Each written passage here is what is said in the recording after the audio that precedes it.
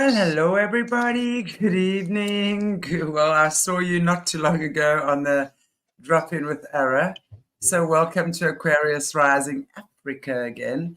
But before we get going, we have a wonderful shout out to our wonderful sponsor again, SunKidz, who are the creators of the home Rife machines. And I'm always raving about these machines, as you all know. Really an amazing range of machines, from the teeny tiny ones to the really strong, I want to say advanced ones, but depending on whatever condition it is you're experiencing in your life, they are absolutely amazing. So before we go any further, I want to just say thank you to SunKidz. And if you guys want to check out their website and possibly purchase one of their amazing machines, which is really the medicine of the future to get rid of the chemicals and things in your body, we're turning to frequency medicine. So you can check out their website, and if you want to purchase a machine, you're welcome to use my name, drop my name for a 5% discount on your SunKidz machine. So before we go ahead, we're just going to play their testimonial, and then we will get Caleb. We missed you, Caleb. But before you do, we're just going to play the advert quickly.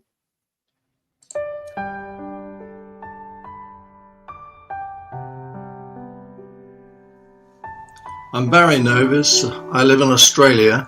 I'm a huge fan of SunKidz. Here is my story. I've been a professional artist for 20 years. Well, I learned via cystoscopy in early 2016 that I had bladder cancer. I had to really think things through. I knew I didn't want chemo or radiation or surgery, so I started researching alternatives in the hope of finding a non-invasive solution. I have lovely friends, a wonderful girlfriend, Shari, and a great family. 3 sons, a daughter, and 3 grandchildren. In other words, I have a lot to live for, and I didn't want to risk making things worse for them or for me. My status as an artist led me to collect a lot of Facebook friends over the years, and I regularly post images of my paintings and my life here in Australia. When I learned I had cancer, I began posting about alternatives, which prompted a Facebook friend to tell me about Royal Rife and SunKidz. We met, he showed me his one generator. I did more research and made the choice to try SunKidz. It is probably the smartest decision I've ever made in my life. It has actually saved my life. 6 months after my diagnosis in September 2016, we received our first SunKidz order. SunKidz Centroid Plasma and 4 XM generators. And we downloaded the software, which by the way is provided free of charge. How amazing is that? Thank you to my girlfriend Shari and all the amazing people responsible for SunKidz. This is an organization that keeps giving and giving, and we will be eternally grateful for what they have done and continue to do. Cheers and best of health.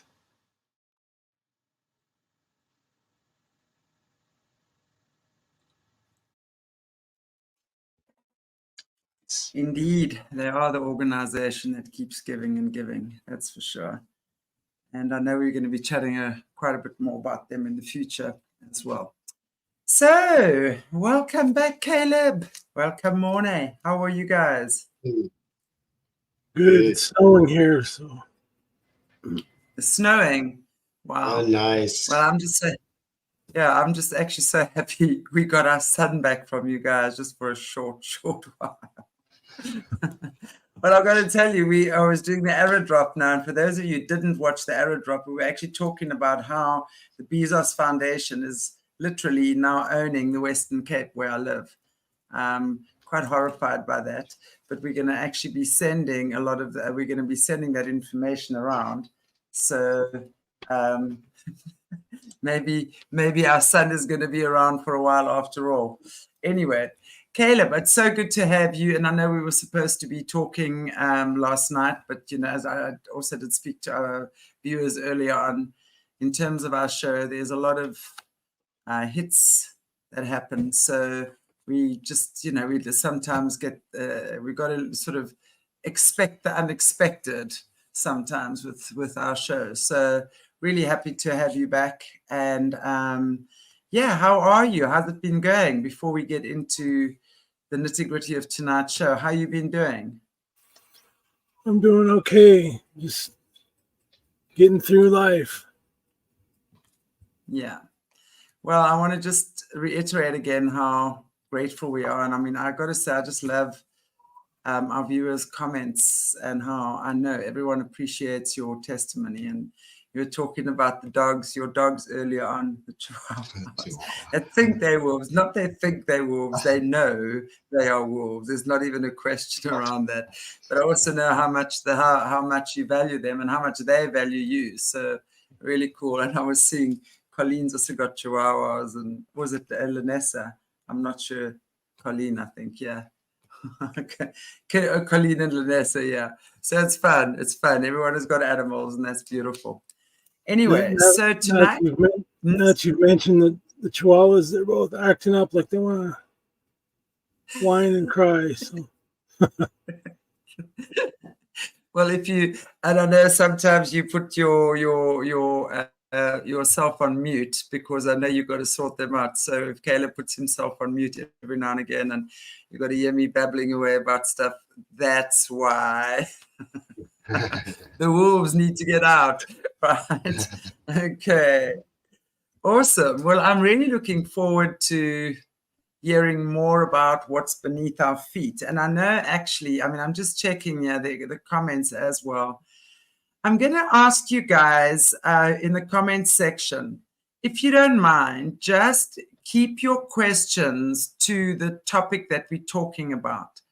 The rest of your questions, I know someone was asking a question about transmutation and stuff like that. It's very, very difficult to answer those questions when you're putting them in the chat when we're not talking about that topic. We will get to that topic. And what I want to just say as well, in the new year, we're going to be doing, obviously, we have Patreons for Jesse as well. We're going to be doing Patreons for Caleb, where it's going to be questions and answers. And Caleb will be opening, answering your questions. But we're starting that in the new year. I know there's so many questions you guys have for him. And I truly want to get to each and every one, because I got to tell you, when I started speaking to this guy being Caleb, my jaw was hanging on the floor most of the time. And I'm just so grateful I had him all to myself for I don't know how many months of just questions. And there were just things that were coming and coming. So if you wouldn't mind, please email me on chantellemeyburgh@gmail.com. I'll just ask Morné to put my email address in the chat. I don't want to miss out on your questions. And I really, really want Caleb to be able to answer them all for you. And we're going to try and, there's so many shows we have planned, but that's why we're doing 2 shows a week right now. And we're making them longer than the usual shows as well. So just to give you guys that, please email me personally for the questions you have. And then I will put them to him, and we will bring them into the other shows as well. Okay, so Caleb, we are going to be talking about more of the world beneath our feet. I know if anyone knows what's been going on beneath our feet, you certainly are probably one of the best people who will be able to give us that information. So I'm wondering what you have to say about that. What is beneath our feet, Caleb? Mm-hmm. All right, so if I stop for a minute, it's because I got to do something with these dogs real quick. But yeah, it's okay. Before you do anything, the wolves. Let's pray before we start. Yeah, please. Sorry, let's do that. Thank you. Amen. Heavenly Father, we thank you for today. We thank you for another opportunity to speak and share and to spread wisdom and knowledge. I ask that you protect each and every one of us. Give us strength to stand up in this time of turmoil and battle. We thank you that you're there, and we thank you for the covering of your angels. We thank you for sending your angels, that huge army of angels, to watch over us. So you bless us in Jesus' name. Amen. Amen. Thank you. Wow. So I kind of wanted to mention about spiritual warfare aspect of it, just because we go through things almost on a daily basis, and has a lot to do with what the underworld is and what it's about, because a lot of that stuff is coming from there, coming from that space. Obviously there's other things too, but people need to come to an understanding of what the underworld consists of. It's physical and spiritual at the same time. And it's a spiritual connection that's not like our connection with God. If you were to die right now, your spirit would go to God. Your soul, depending on the choices you made, would go someplace else in the interim. These things, we talked about the clowns a little bit, and hopefully you guys kind of watch some of Understanding Conspiracies videos to get a better explanation than I can give you. He's got 7 years of research. I got 10 years of experience. Between the two, hopefully we can make a connect so that you understand what these things are. Everybody calls them demons, but they're actually just dead Nephilim from the flood. I don't want to say actually just like they're nothing, because they are a very significant force. They've influenced and impacted our world in a tremendous way. And this is a well-known secret amongst military circles in the intelligence community and the occultists, or the dark side of the force, if you want to call it that. Just bear in mind that that's a reality. And it's a daily reality for some of us. I go through it all the time, just so you know. And it is not always easy for me. So I would say to bear in mind and keep that in front of you always.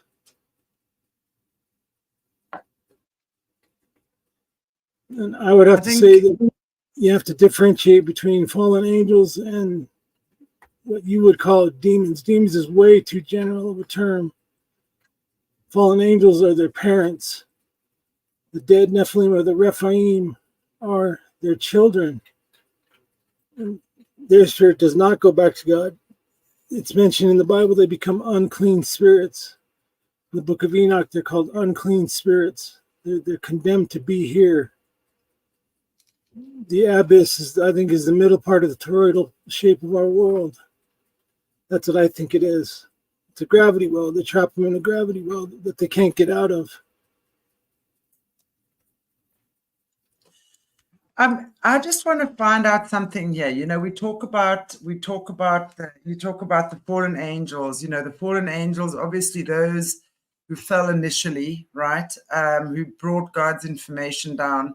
And, you know, when we're also looking, I mean, I've been listening to the book of Enoch as well, where, you know, certain of the angels some brought down astrology, others brought down, you know, all these call it arts that God did not want us to hear about or learn about, right? So they came and taught that to human beings, right? And from there, obviously, as you said, they are the parents of the Rephaim. Now, I find it, when we talk about Jesus coming and God obviously as well, wanting to set the captives free, right? Would these not be the captives or the souls, right? I mean, sure, they've sinned. They've probably done horrendous things, or for whatever their reasons, they are caught up in this abyss, so to speak. Is there no ways that they will ever get back to God? Because ultimately, God is still their Father. Would you or would you not agree with that? Well, at some point, the depth of corruption is so deep that how do you separate it from the being? And Enoch actually speaks of this. Where if you ever get a chance to read or listen to the Book of Giants, where he's talking about, they asked him to petition to God on their behalf and see if it wasn't too late. The manuscript is not complete, so you don't get to see what the response was necessarily. But that question is a good one to be posing, because you would have to ask that of a holy and just God. But at the same time, he's a holy and just God. And who are we to say that he didn't give those chances already and they turned it down? Right. In other words, they loved their corruption more than they loved salvation or restoration or whatever he could offer to them. Now, that's just my best guess. That's not my theology. That's not what I believe. It's not my set in stone opinion, nothing. But I do understand that mercy is extended to us for sure. And it was talked about in Enoch. I don't necessarily trust the second book of Enoch so much, but the first one definitely. And Jesus references the book of Enoch himself. So why would that be referenced if it wasn't somewhat true or part of the canon of the time? Right. Does that make sense? Yeah, it absolutely does. But I also want to just say, I mean, I'm watching the comments here, and who is it? Someone is saying that these are not the children of God. Maybe not directly, right? But the fallen angels certainly are. And if the Rephaim are the children of the fallen angels, then they would be God's grandchildren, so to speak, right? So even though they might be doing terrible, awful things, and they might have turned their back on God in so many ways and created so many atrocities, in my opinion, it does not make them not God's children. What is your take on that? Like I said, it just depends on the level of corruption. In our own world, we have prisons, we have inmates, we have death row, we have crimes that can be committed that you can't just forgive. If a Hitler were to show up on the world stage and murder 40 million people again, would you say, "Oh, you're forgiven. Come on back. Sit down at the picnic table and let's have a hamburger"? Would you say that to him? Or would you hold him to account for what he's done? No, I think obviously people have to be accountable. There has to be accountability. And this is one of the things I was saying when you and I were sitting with Kerry Saint. One of the things I appreciate about you so much is the fact that, and I'm going to say it straight, you've owned your shit. And I know that it's not so easy to come on a platform and literally having thousands of viewers and to speak about some of the things that you've been involved in. But I so know you've turned your life around, right? And it's for that reason, I believe, a lot of people also resonate with you because, on this channel, we speak a lot about discernment, right?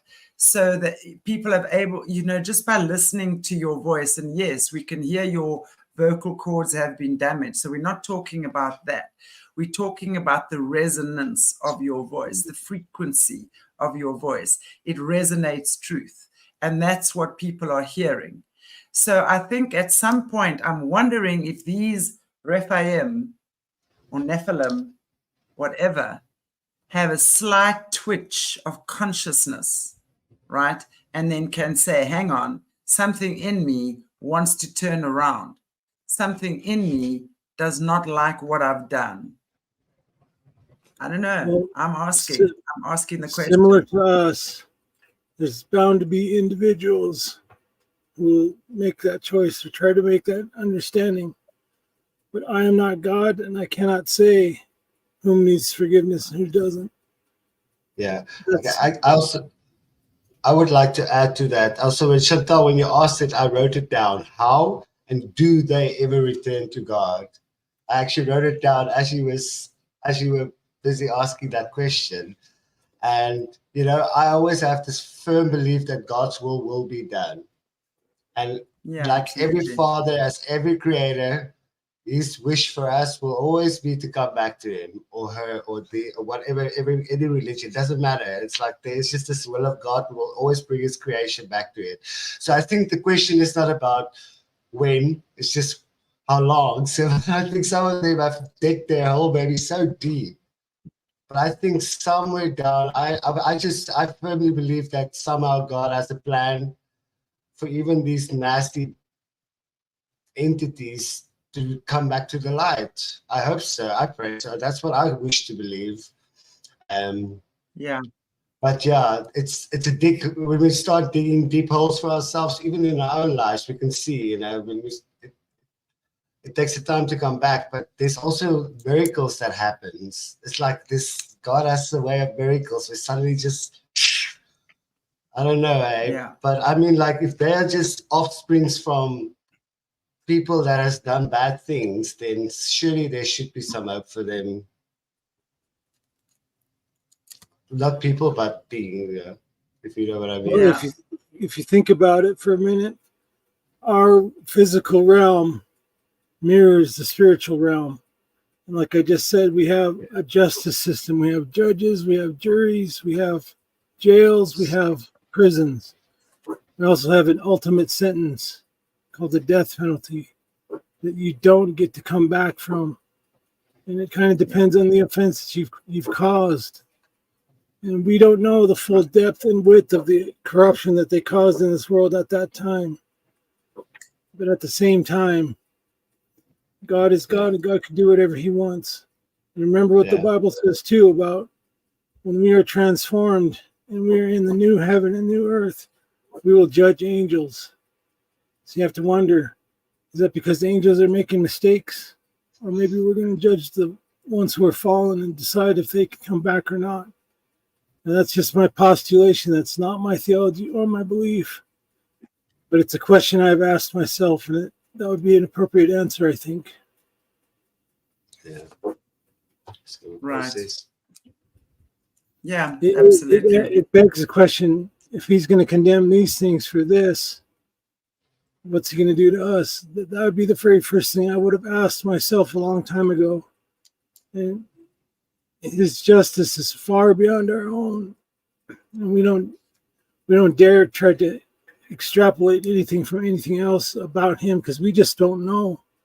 We don't know the depth of his mercy or what he can do. The whole point of this cosmic argument is he's misrepresented by these beings in the first place. Holiness just means being set apart. That's what holiness is. He's set apart. He's perfect. And he can't, it's not that he won't, he can't tolerate imperfection, can't tolerate sin whatsoever. So it's definitely a choice that they would have to make if they're given the chance to make the choice again. Right. Again, that's my opinion. So yeah, that makes sense. I mean, obviously it makes sense. It's just interesting to me because, I mean, if I were to think of myself as a mother, right, and if my son had to do atrocious things that put him on death row, for example, would it break my heart? Absolutely. Would it stop me from loving him? No, never. But would I feel that he needed to be accountable? Absolutely. I most definitely would. It doesn't mean that you're not accountable, right? But there's still that you don't stop loving him. That's what I'm saying. Think of this too. Very... The angels who are set over to watch us or to guide us, originally they call them the Watchers. They came down on Mount Hermon and they made a very obvious choice to set aside their vows to God, and they chose to step into sin, to imperfection. So that's a deliberate choice. So think of deliberate homicide that leads to the death penalty in our world. If you deliberately set out to shoot somebody in the back of the head because you just don't like them, or just because you think you can, or because it makes you feel powerful, does that mean you get forgiven? Sure, we might say, okay, we forgive you, your spirit, but you are going to die for what you've done. accountability is immutable. It's a natural law. It's one of those natural laws that you cannot escape from. If you're going to stand next to the 200-foot cliff and decide gravity doesn't work today, and you jump off that cliff, what's going to happen to you? Are you going to float or are you going to fall? Which one do you think will happen? My vote will be for fall. And you're going to hit the bottom of that 200-foot cliff. And you're going to know that you made an accountability mistake and you're absolutely subject to that law. Simple fact. Yeah. Wow. No, absolutely. I mean, yeah. We have no, I mean, we can only speculate about that, but I think it's a good point, good topic for discussion anyway. And it's controversial because there's so many opinions, and a lot of us are parents. I would struggle with the same argument. Could I burn my kids forever and forever and forever because they made a few mistakes that I perfectly can't, but they're capable of? I have asked that same question myself. And believe me, in my private prayer times with God, I contend with him about that. I pray about such things because it's important to pray about everything. You have a right to now. You have a right to come in front of him and petition. It wouldn't be, I guess, your childlike wonder if you didn't ask that question. So that's a good question to have asked. Interesting point that's coming up here is the Rh negative bloodline, and I mean it's come up a few times. I don't know if this is a good time to bring it up or just ask your opinion on the Rh negative bloodline. But can you speak to us on that at all? Well, again, I think that was a manufactured, if you want to call it, I don't call it a defect, but if you want to call it a defect, it kind of sets people apart who have that Rh negative factor just because of the difficulty it gives in getting pregnant in the first place. If you're not with somebody who's Rh negative, and the process of birth, because the body will reject that blood. It recognizes it as a foreign intruder into the immune system. So I heard somewhere. Go ahead. Sorry. Go ahead. I remember when I was maybe a year or two ago, I was looking into that, and I speak under correction again, but I think that the Rh negative bloodlines were coming in on somewhere around the 1500s, and that's when they first recorded them. Is that correct? What do you say about that? I think it was to the Merovingians. Right. It's just like the royals that have their inbred royal family. I think it was something that they had harbored for a long time. They just introduced it to the populace again. Again, just my opinion. I don't know if that's an absolute fact, but I do know that the archons, the fallen angels, which are different than demons, remember that. They're very different. They're far more powerful, and they're incredibly intelligent. They're able to introduce all kinds of genetic engineering to us and introduce all kinds of garbage, if you want to put it that way. Genetic garbage into our lives. Look at all the experimentation they did back before the flood, all the hybrid animals, all the weird, strange creatures that you hear about, some of which we'll eventually talk about.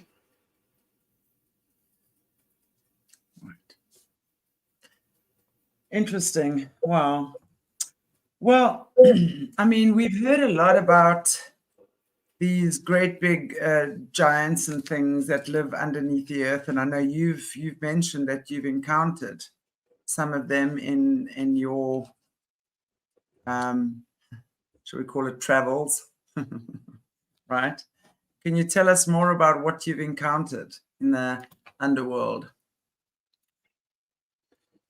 Well, before we get to there, we have to get to the how we even discovered any of that stuff.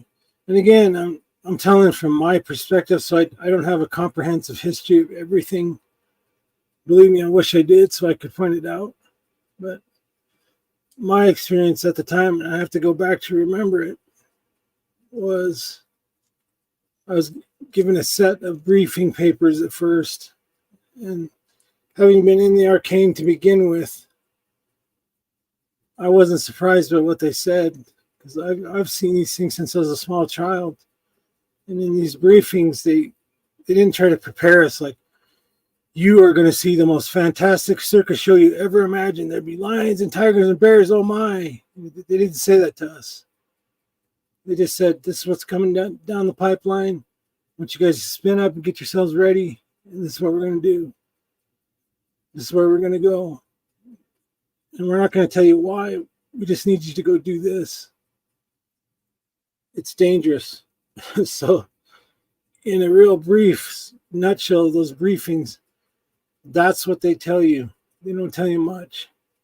They don't tell you what to expect. They don't even tell you where you're going. You just get on an airplane and you go on a moment's notice sometimes. So, when we got into some of these places, like in Belize, there's a couple temples that we went to. Those places are absolutely restricted from public purview. They don't let the public go near them. 2 reasons. 1, they don't want the public to go in there. And 2, they don't want what's in there to come out and hurt the public, because it does. It happens.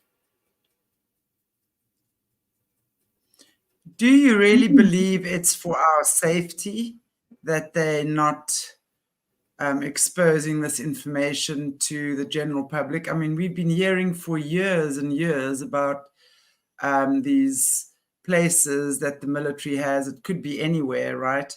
Where they've discovered aliens and they've caught aliens or whatever. I mean, we're hearing stuff like that. But, you know, the more we're hearing, or the further we go along, it's not simply aliens. I mean, it's really our own people, or our own people, whatever they are.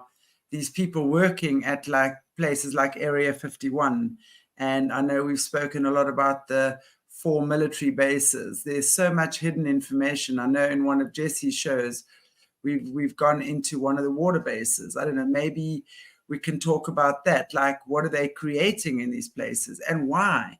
Because if we're looking at the water bases, what Jesse has, and I want to just give a little bit of context in case there are some people here in the chat that haven't watched those shows. Jesse, a couple of months ago, was speaking about the water military base, and literally from kids, and I don't know, maybe you can speak to this from your experience as well. She was telling us that they teach it. It starts by diving into a swimming pool, and there's a portal in the pool, and straight through, boom, you're going into these crazy underground water cities and water worlds and stuff, where there are sharks, whales, dolphins that have all been weaponized, right? And crazy-ass fish and dragons and things like that living in these waters underneath the earth. And we were even speaking as much about when we're looking at our normal marine life, just in our normal little earth. I mean, I know where I live, in recent years, there've been a lot more shark attacks, right? And more, you're seeing these things that are coming out of the sea now that you've never seen before. All sorts of strange looking things. Sharks that are much bigger, for example. I mean, what do you say about that? Is this what's going on? Why are they doing this? And why have they been creating these things? Well, if you got a hold of your dad's Lego set, let's say, to keep it simple, and you were just able to build whatever you wanted, and you could, what would stop you from doing that? Because your dad's not going to sit there and come and yell at you. He's going to watch you do it from afar, but he's going to still just watch you do it. It's kind of what I like in these archons too. They're still children that think they're adults. Yes, they're intelligent. Intelligence doesn't make you mature. Maturity comes with long wisdom and going through things in life. And if they had instant perfection from the very beginning, how are they able to mature spiritually? Would be a question I'd ask. Free will only has so many tenets to it, and free will is limited. Free will doesn't mean you get to do whatever you want. Tell that to your 3-year-old. You know, a 3-year-old has free will too, but they're too immature to know how to handle that. That's my opinion on that whole thing. I might have the world's most brilliant 3-year-old, but they're still 3 years old and they don't know what the consequences are going to be, or they don't have the long view. As for the other question, you really have to think bigger when it comes in terms of both this world and what's in this world. One of the things that I'd love to get into at some point is star forts. And you see just how many star forts there are on this planet and how they all linked together, how they all point to each other. It's like a mutually protective plan of defense, and that's exactly what you should do with fortresses. Like, take for instance, where I live, there is a hexagonal shape that's about 360 miles on end. There's 2 of them here, actually. And one side, the south side of this fort, was destroyed by something. I sent you pictures, Chantelle. Maybe at some point we can bring those up that look like melted buildings. Yeah. They don't look like stone formations. I mean, how does weather create something that looks like it melted rock? Right. How does that happen? You have to ask those big questions. It's really easy to get stuck into our point of view. But remember, underneath our feet there are ants. To ants, we are tremendously loud, gigantic beings that thunder around and cause havoc in their world. We interrupt their society. We're fearsome beasts that they have nightmares about. So think about that for a second. Wow, it's so true. It's so true. It's so true. That is exactly what you say. You know, to an ant, we're a giant. Right. To us, the Nephilim or whatever are giants, right? Right. So it's really just, wow. That's simplistically putting, just for the sake of understanding. No, we're not going to understand this all in this next hour. It's going to take a lifetime of trying to look at things for some people. Other people can see it. The main important thing is I'm trying to get everybody prepared for what's coming next. What's coming up out of those places. And to do that, we have to talk about those places in the first place. Why? What we were doing there, what was happening, who also was involved in this that did not want anything good to come out of it. I'm talking two major world powers that were involved too, that we always saw there. We always came across them. We always got into firefights with them. We're trying to capture each other to see what information was out there. Talking about Russia and China. Both those nations were involved in this hunt too. They know. Those behind the scenes know what's down there, and they know. They do their best to obfuscate and but corrupt dissemination of information is basically what it is. They're trying to mislead everybody. Let's make them watch another football game.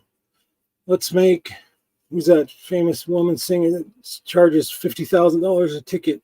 Not Barbara Streisand, but the new one. I don't remember her name. Taylor Swift. Let's put another Taylor Swift concert on. Let's keep them asleep. Don't let them wake up. Let's keep them asleep so that when this starts to happen, they'll still be asleep and they're being consumed by these things. Right. Again, I mean, that would be what do we call that? Oh, I mean, it's the word has slipped my mind now, basically keeping us engaged with all sorts of other things, right? So one psyop after the other.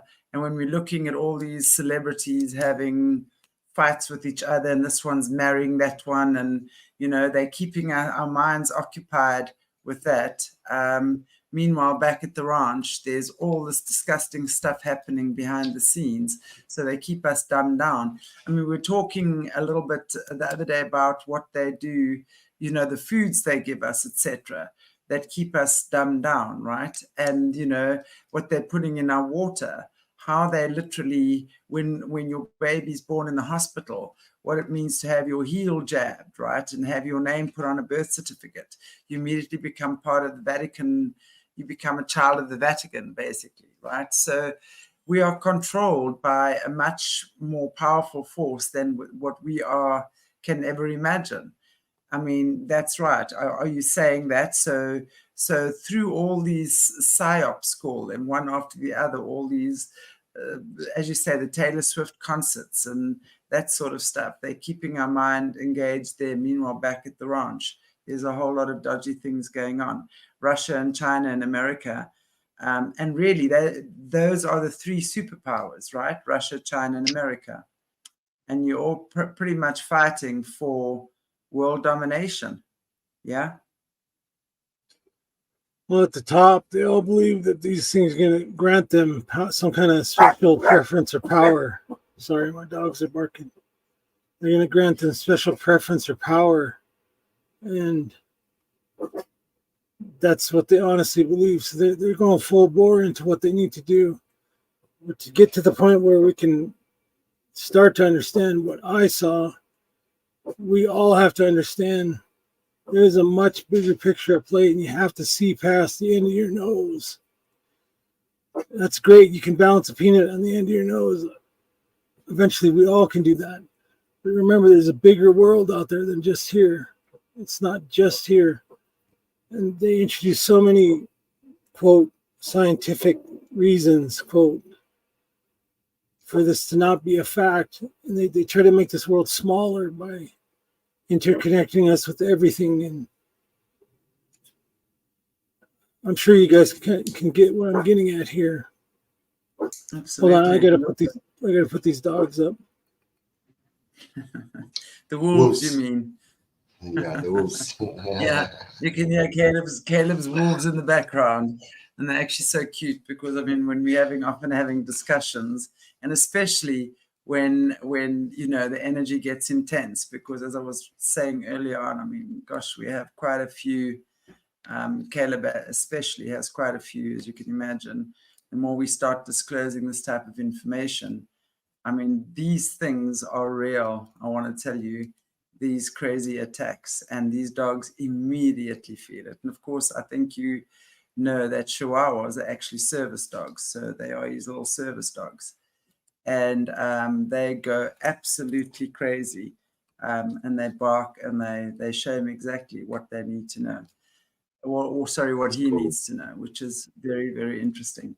But yeah, I mean, I'm just finding it really interesting, you know, as he's saying, it's like, and sorry, I couldn't think of the word. Someone gave me the word distraction. It's like 9:30 at night for me now, so I really could not think of the word. It's actually, you know, they create one distraction after the other on this planet. And that's why they're having the people like Taylor Swift and the Kardashians and whatever it is, you know, and they keep us dumb. They're keeping us in the vanity mode, like, you know, how many lip kits Kylie Minogue, not Kylie Minogue, although she's the one, I don't know, the Australian Kylie Jenner has sold, and you know, that type of stuff. And it's insane how many people have actually bought into that. I mean, you look at these YouTube channels or these Facebook pages or whatever it is, these people are followed by millions of young people that are so distracted from what's really going on. But at the end of the day, this is what they're hiding. And this is really what Caleb is saying to us. And he has been saying this to me for a long time. And this is one of the big reasons he chose and has finally decided to speak on this channel, is because he knows that he is probably one of the very, very, very few people who has this type of information and who's willing to share it. So he knew that he had to come on, and that not had to, he chose to come on so that he can share this information so that we can know what we're dealing with. I think a lot of people think that it's fear-mongering, that sort of thing. It's so not. It's really just understanding, as I said, what are we dealing with? Where is it at? And, you know, what are we able to do about it? How do we prepare ourselves for this? What are the next steps we take? And in my opinion, yes, you got to prepare yourself, you know, make sure you have enough food or water or whatever it is in your home for X amount of time. But really, at the end of the day, this is spiritual warfare. It's spiritual warfare. We have to armor up spiritually. We have to connect on a spiritual level like we've never ever connected before. And it's discernment. And I'd love, Caleb, I see you back. I'd love for you at some point maybe just to also speak about the word discernment, because that you explained that to me very beautifully not too long ago. So we can talk about discernment, because yeah, I see a lot of people, it's something we try to educate people on, is about being discerning. And discerning is really smartening yourself up to know what's truth and what's crap. And I see a lot of people still arguing and stuff. And I can see from my vision that they haven't quite connected to that yet. Anyway, are your wolves out? Yeah. So I'll try to be really brutally simple with discernment. Yeah. When you don't have much discernment, or it's not switched on in you, that means that you wake up at the same time every day. Somebody throws a pie in your face. You go into the shower after the pie throwing. You burn yourself with scalding water. You get out of the shower, go eat rotten eggs, and you get your clothes on, and they're all full of moth holes and everything else. And you go out to get into your car, and your car has been crushed by a bus. So now you have to walk to work, and you're like, man, life is tough. It's so hard. Oh my gosh, it's rough. It's evil. This world is evil. Why am I under attack? That's what you'll say. When you start to have discernment, you'll be able to duck the pie getting thrown in the morning. You'll know to not have scalding hot water spray on you. You'll figure out that your eggs are rotten, and you'll park your car in a different place that the bus can't get to. To me, that's a simple way to understand discernment. Awesome. Exactly. And I think that's really, so it's like through trial and error, you've understood what works and what doesn't work. And Right. It really is about understanding what works and to realize what works and what's true. Right. Right. So, if you think about it too, it's again, if you see a forest fire, you're not going to say, oh, that looks like a nice warm fireplace. I think it'll warm my hands. You're probably going to run away from that forest fire, depending how big it is. At least I would recommend running away from it. That's discernment too. You're able to decide what's dangerous and what isn't when it comes to those kinds of things. Right. Yeah, absolutely. Absolutely. And to understand that, because I think so many things are still so, I mean, I know the word cognitive dissonance has been used to death in the last 3 years, but I really understand that a lot of people, and especially, I mean, I look at our South Africans as well. I mean, I look at my friends, the majority of my friends and stuff, and hey, I'm awake. I've got awake friends. I promise I've got a lot of awake friends.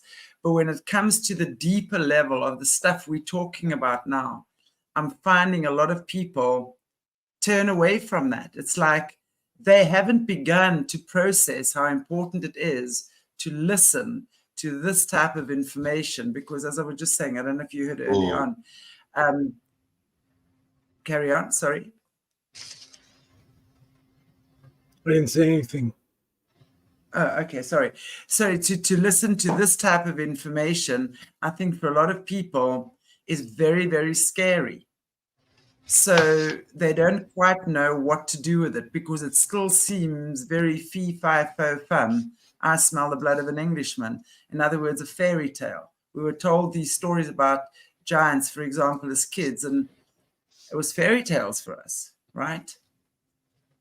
Right. So to bring people to the awareness of understanding. Go ahead. No, I'm just saying for you, you know, to bring people to the awareness of understanding. I mean, that's what you're pretty much doing, yeah? And that's why it takes a while to introduce subjects like the underworld. So if I was just to try to describe to you a circus, let's say, and you had no idea what a circus was, you'd probably lose interest right away, and you'd be going, what's this guy talking about? What the heck's wrong with this? What's wrong with this picture? I don't get it. So it pays to have some kind of introduction to these kinds of things, and spiritual warfare is definitely part of it.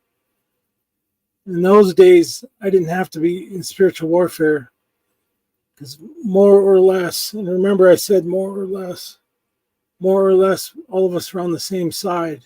We were in darkness.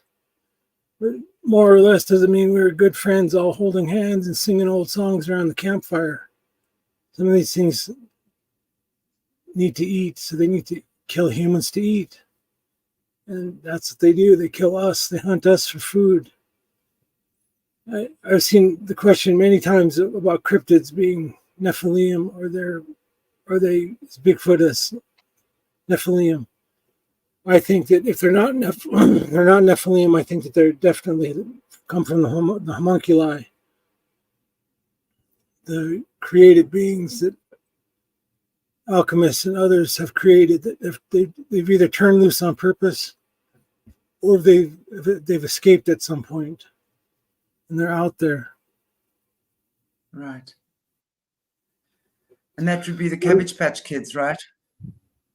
Well, that's one way to look at it. I hate to just keep pointing at that same story every single time because it's way more complicated than that. It's a good introduction to it, though. Right. And something else I noticed too on this channel is I'm either the harbinger of doom when it comes to all good things, or I'm telling you can't have this or that, and I'm not necessarily saying that, but it does pay to be educated and unaware. And if I tell you caves, mines, that kind of stuff, look into some of those things sometimes and learn the history of where your caves are, what they do, and what people have seen around them. That's what we did when we decided to go into some of these places. If a cave is called Devil's Pit or Devil's Hole or Hell Hole or the Mouth of Hell or something like that, you have to ask why they called it that. It's very important. In a canyon, it's called Devil's Canyon or Ghost Haunt, or they'll have some name that has something to do with what happens there. Unless they're like they are around here and they call a lake Fish Lake just because there's fish in it. Or they call it Mountain Big. Yeah, we have Devil's Peak. Cape Town has Devil's Peak. Very interesting. And Lion's Head. Okay, Lion's Head does look like a lion, but there's Devil's Peak. Yeah, in Cape Town as well. And it makes a lot of sense what you're saying. So to look around, right, in the areas that you're in, and to see what's going on there. So pretty much, if we're seeing stone people looking like giants, right? Let's say there's stones of petrified stones or stones that are actually petrified giants. So are you saying that that's a pretty solid bet that you're going to find those types of creatures hanging around underground there? Yes, it pays to know the stories. You go and ask, you talk to the populace. You don't go to the tourist section of the town and get the juicy ghost stories. You talk to the people who've been there. Right. Well, I'm going to ask you then, from what you've seen, and I know you have shared with us that part of your experience in the military has been, and you've encountered these creatures, the giants, the Nephilim giants. Can you explain to us? I mean, you would have then obviously had to speak to some of the locals around there to get information, right? Are you able to tell us, A, which part of the world that was, and B, what the locals were saying about these giants? We encountered these things all over the planet. It wasn't just in one location. They're not localized. They come up out of the ground, Right. out of these cavern systems that cover the entire surface of this planet. And I say planet because it's not flat. Toroidal, yes, I can agree with that. Not flat. This is why I'm bringing up star forts. Somebody mentioned temples on top of things. I mentioned that myself. I'll mention one that I know you've heard me talk about before at some point, the Hypogeum in Malta. I'm not going to do a deep dive in this 10-minute discussion about it, if it even lasts 10 minutes. But look at the stories about the Hypogeum and how they have to, quote, rediscover it every couple hundred years. Well, you have to ask the question, why did they rebury it? Why did they block that off again? Because in the very deepest levels, those giants live, and they come out from where they are. And what's a giant? You have to ask that question too. Is it somebody that's 6'10", 14 foot high? Obviously, the 14-foot high one is a pretty big individual. But they come in all different sizes and shapes and weird configurations. Some have 2 heads, some have no head. Some of them are totally covered in hair, some of them aren't. Why do they look like that? Is that a dumb question? Well, you'd have to ask the angel that created them. What the angel who had that creature come into existence was thinking at the time. Like I said, children with a Lego set. Wow. I think it's, for me, it's like what you were saying, they're not very mature. And that again, when you were saying that earlier on, it made me realize what you were saying about it's really up to God and we don't really know. The way I would see it when we speak about the Rephaim being the children of the fallen angels, for me then, if the fallen angels only taught their children to be mean and to be evil, they don't know any different. So they're just doing what they've been made to do. So if they've only been taught to do that, and from that, okay, now there's some DNA, there's some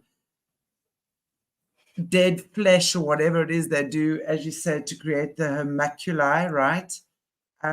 So go play. Now, for me, that would be coming from that, right? These giants or half human, half animal, 6 feet dragonfly type creatures that they've created. So it seems to me that they've played around with God's creation and they've done whatever it is they think they can, and they've just taken what they have and they've tried. It's like, right, there's ingredients, now go and try and bake as many cakes from this ingredients as what you can and come up with as many variations as what you can, right? Does that kind of make sense what I'm asking? It does. I'm trying to not dance around questions, and I'm trying to answer them in a general way so that we can actually get to the inner earth parts of it. What I saw, what I dealt with, what I went through.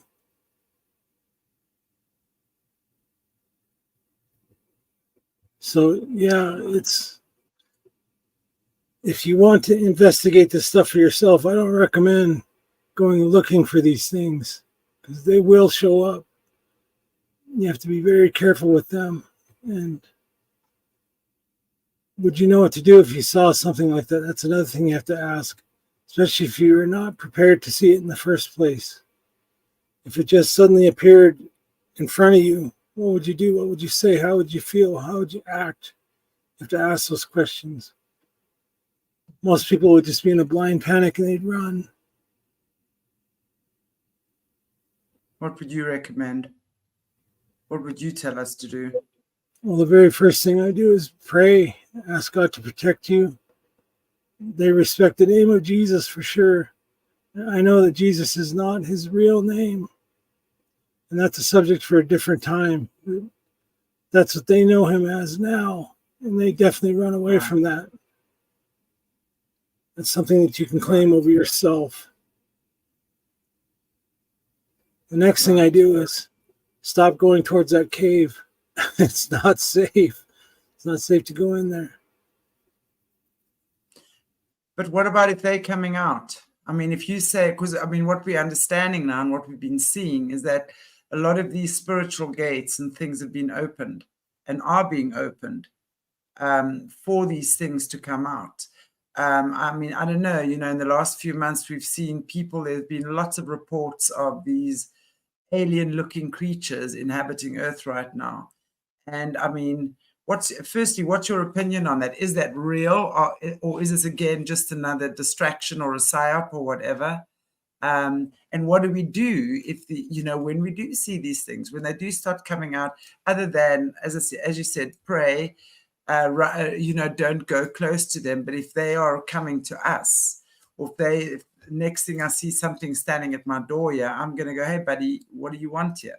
Right? The one that we killed in the Valley of the Kings, we used solid copper slugs. That's what we had. Copper slugs? What are solid you talking, copper slugs. Bullets. Slug is a bullet in the military. Military. You can say military, I'll say military. So copper bullets, right? Okay, hang on. Now, what happens if you don't have a gun? I'm not saying that that's canonical and that's all you can use. I'm saying that was the intelligence we were given to use before we even got there. Right. Now, what were the locals telling you about these giants? What was the locals' relationship? Because obviously, if the locals were seeing these things, they would have had some kind of connection, relationship, or whatever with them. And what do they eat? Vegetables, carrots, what? They eat people, they eat animals, they eat anything. Just about anything. When we talk to these people in the Valley of the Kings, they were venerated as gods or demigods. They were, I'll just say it, they were giving their daughters to them, not for mating, but for food. Daughters, girls. Most Muslim countries, they don't think of women as being worth anything. You're just a cow or a cattle. Your property to be bought, sold, and traded. Here's a saying amongst the Afghans was, boys are for fun, girls are for babies. That's what Afghan men would say. Hence the breeders. Hence they have women that are breeders in the system. Now, hang on. Wasn't the system. That's their society in general. Muslim society over there. Okay, hang on. But let me just ask you this question then. So when we're looking at the system, right, that have these breeder programs. Now, I know, again, from many conversations with Jesse, and I know I've had these conversations with you as well. You spoke about Charlotta, who was a breeder. They have these young girls from as young as 10 breeding babies, just having one baby after the other. Now, even though they might not be feeding these babies to the giants, right? What about if we're talking about, like, let's say these military bases where they're creating these creatures of the night? I mean, I've seen videos of these huge, big spider things.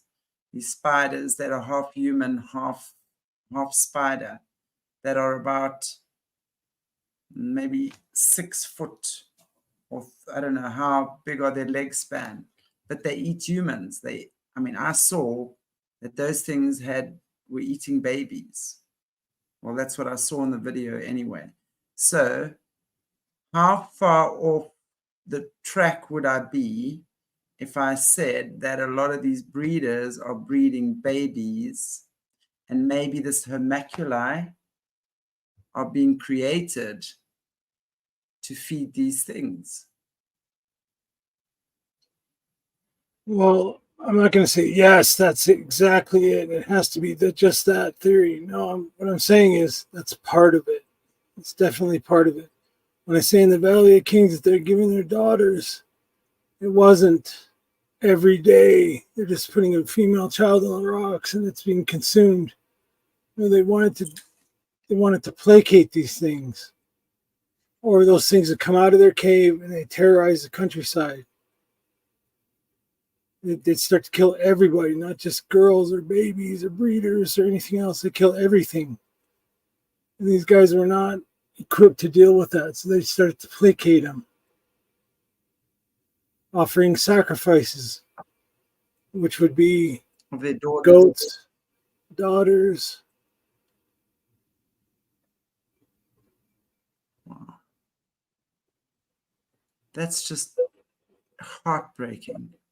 And are they babies or are they grown children? I said they didn't just put an infant on the ground. Girls in general.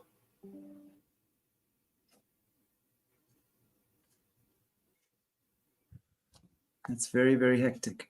Okay, I just want to let you know that I've got load shedding right now and my laptop is starting to shout. But I should be back online again in the next 15, well, it'll give me another 10 or 15 minutes. But if I go off, I'll be back on again. Morné, you are there, obviously. So if my computer dies, that's where I've gone. And now I don't want to stop this conversation now because there's lots going on here. And I'm sure you guys would be very happy with me, would you? So let's not anger the viewers. Right. Wow, that's insane. Okay, so is there anything else? Now let's talk about the hypogeum, right? And especially we're talking in Malta, because I actually watched something. I read something, an article where these people were going to these caves in Malta, and they could go to a certain level, right? They could go as far as a certain way. And this woman wanted to carry on, but the tour guide said to her, okay, well, if you do, you're going to go at your own, you can go by yourself. You know, we're not going any further. And she was saying that she went with a couple of other people, and they got to a certain point, and next thing, it's like she looked down and she saw these giants walking past. And it's like they immediately, or down below, they immediately sensed her and they looked up and tried to call her. But it was the feeling that they were getting was that they were being pulled towards these things. And what she was saying, I think that a towel or something, a cloth, but she was then pulled back as well.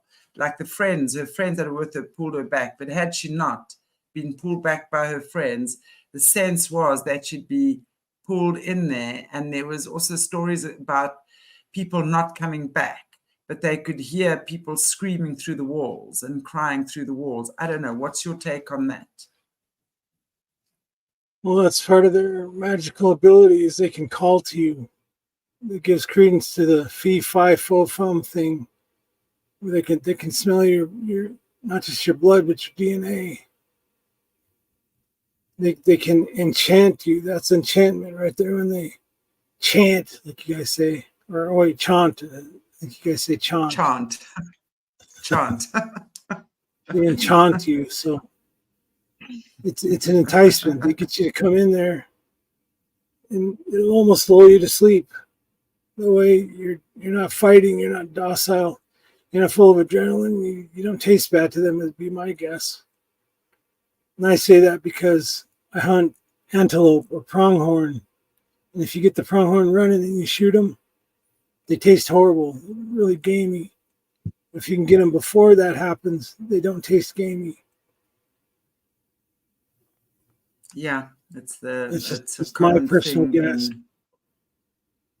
Yeah, I would imagine it's a common thing. That's very interesting though, because when we talk about the adreno, right, that we've heard a lot about, they would do the opposite to give themselves that high, right? But I would imagine definitely, I know it's a thing with game hunting, stuff like that. That's why you don't. They don't want the adrenal shot through the body. They want to get it from where it comes from in the brain.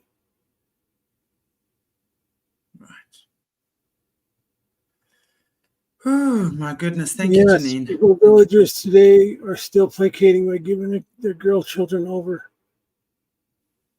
Those things still come out of the ground. I'm almost dead positive.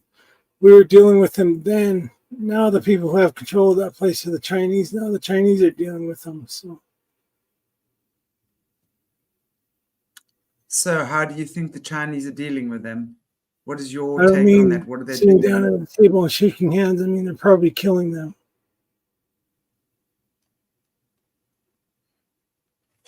What, so they can gain their power? No, just so that they don't get eaten by them. These things aren't gentle giants by any means. They're violent and they're dangerous. Bigger, faster, stronger than us. They use magic. I'm pretty sure the Chinese have had their fair share of problems with them. I can't speak for their government, but to go back to the hypogeum, that was one possible route into this underworld, but it's too dangerous. There's too many well-established giants down there that they have kingdoms, they have armies.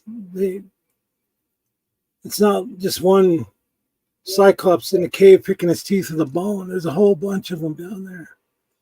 And that's not all that's down there. There's a whole bunch of stuff down there. To try to get back to the creatures question you asked earlier.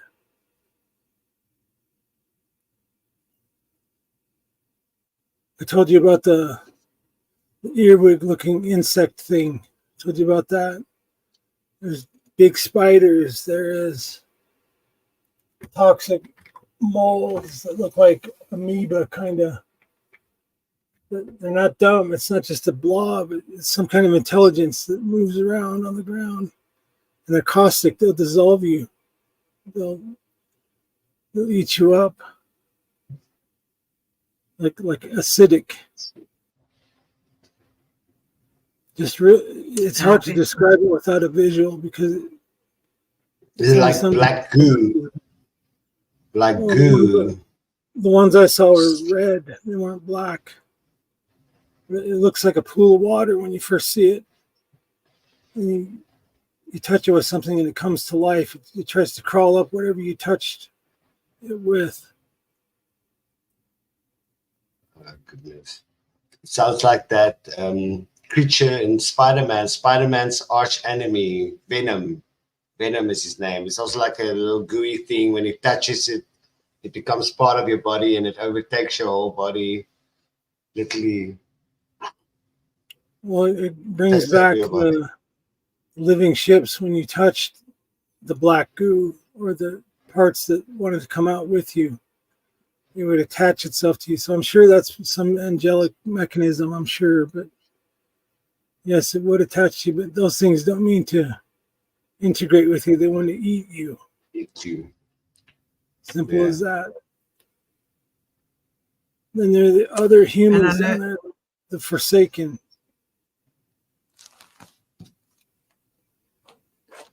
Okay, that was something I actually wanted to ask you because you mentioned before that one of the strangest things you saw down there was actual, like a whole, like communities of human beings living down there. And when you say they are forsaken, can you tell us what exactly that means? Well, the name speaks for itself. They feel abandoned by the surface. I imagine, I'm not saying that they told me this, but I imagine that's why they got that name. And they didn't tell me that when we first met them. The first ones we came across, we had to kill because they tried to kill us. We're not there to be killed by them. We're there to find information and to capture critters if we could. Eventually we did.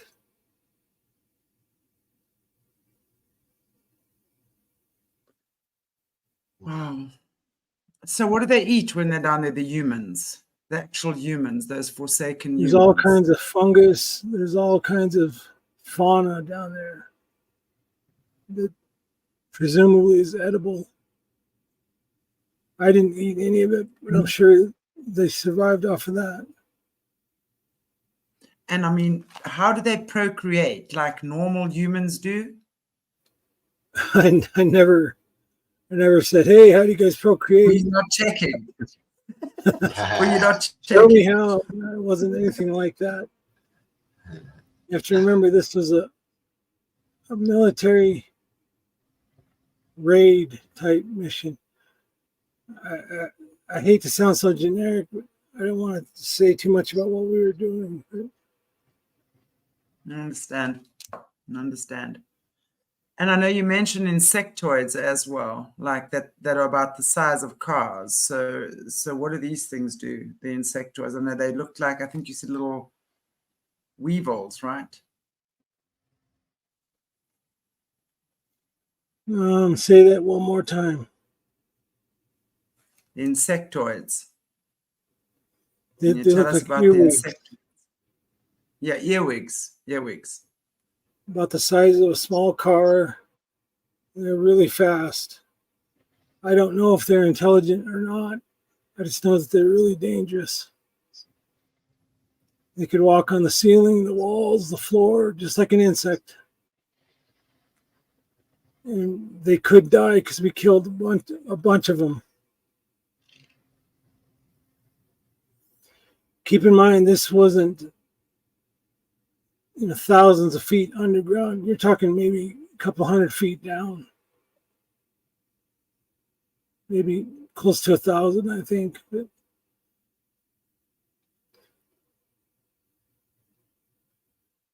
Wow. Interesting. I just Pat Murphy's, oh, my phone. I mean, my thing's about to die, but I'm going to hang on until the bitter end here.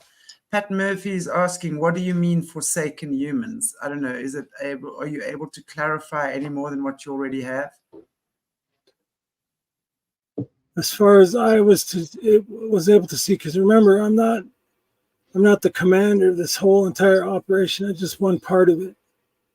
And what I was able to see and heard about later, these are the people that go 411.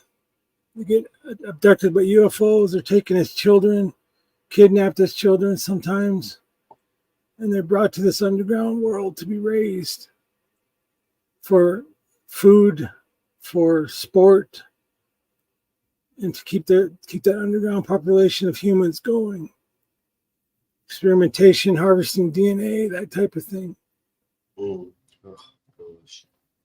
And they called themselves the Forsaken because they feel forsaken, would be my guess.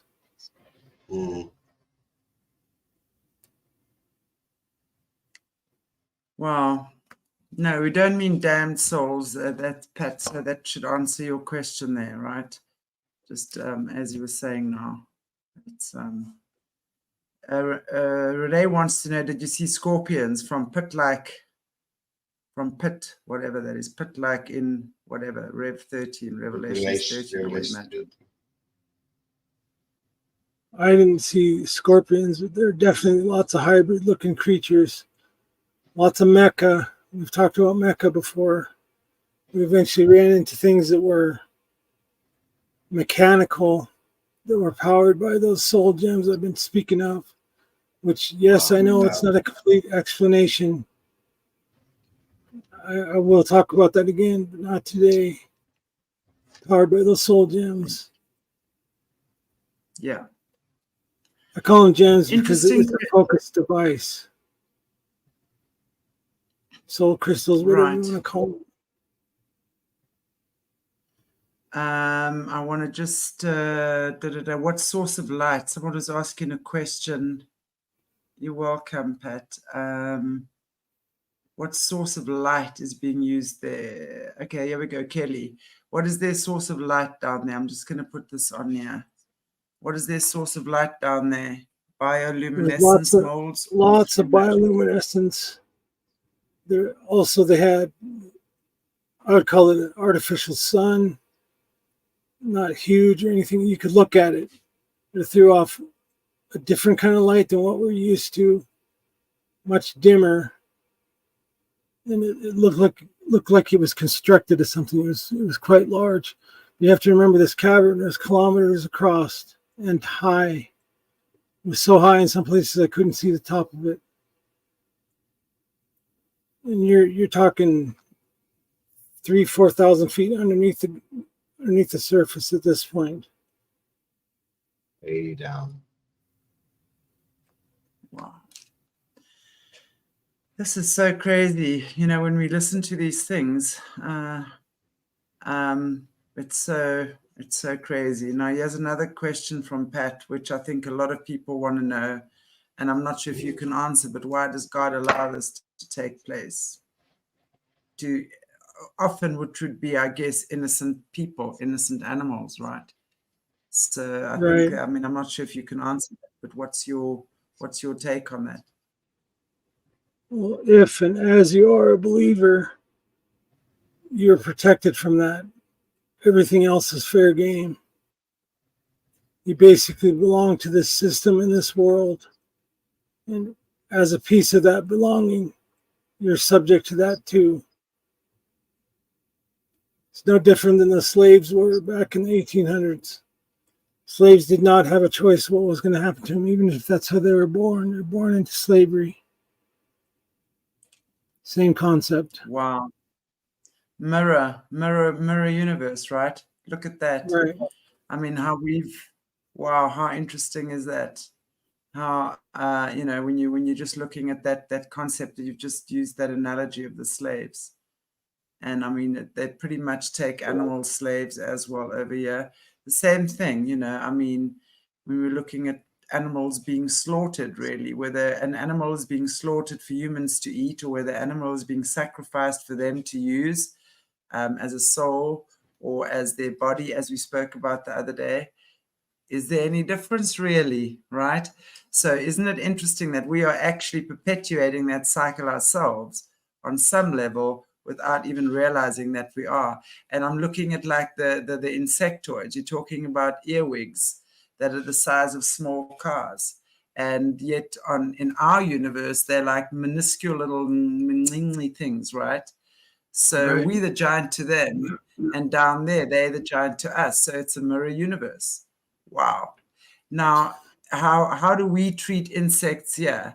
How often do we kill spiders just because we don't like them? How often do we kill ants just because they're irritating us? How often do we get cans of poison and just spray whatever it is because it's making a noise on a Sunday afternoon when I'm trying to sleep, right? What is your take on that? Well, I think it's a little deeper than that, but real similar would be a guess. Okay, so what is it then?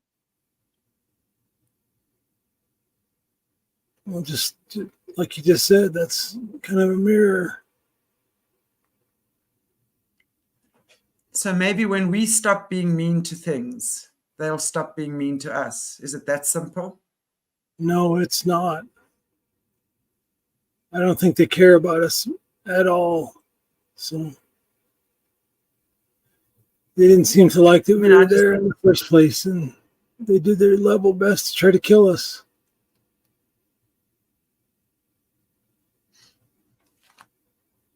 Well, the way I think about that is as long as we we eat their kids, they eating ours. Well, that might sound like a simple way to think about it, but that's not it. They're poking God in the eye when they do that. They're very much in rebellion to God's creation. So if it was as simple as what you just said, if all of us just stopped killing bugs tomorrow, they'd stop killing us. It wouldn't work like that. It wouldn't stop anything. In fact, they'd probably accelerate their agenda more. So how does this all end then? What are you saying? Our actions have no control. Doesn't matter how we act towards each other or I another never said species. that. I didn't say it. It didn't. I'm asking if you are saying between species or anything else. I'm saying this is a cosmic contest that has everything to do with us and the animal and the physical and everything else has everything to do with it. There are two sides to this conflict. And it was already decided once. We're just waiting for it to come to a final finish, a final conclusion. right. Wow. Wow. Fascinating.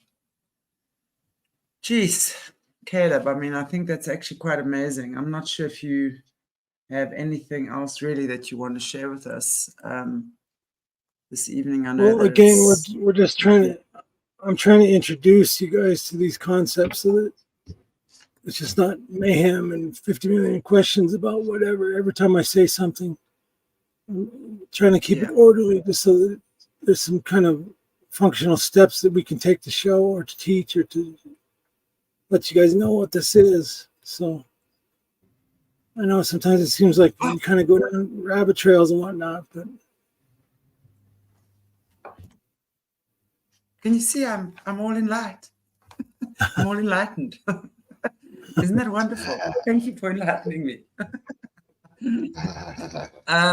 Lanessa, the Locust Army. I mean, I know Lanessa. I mean, you know quite a bit about this, Lanessa. What do you know about the Locust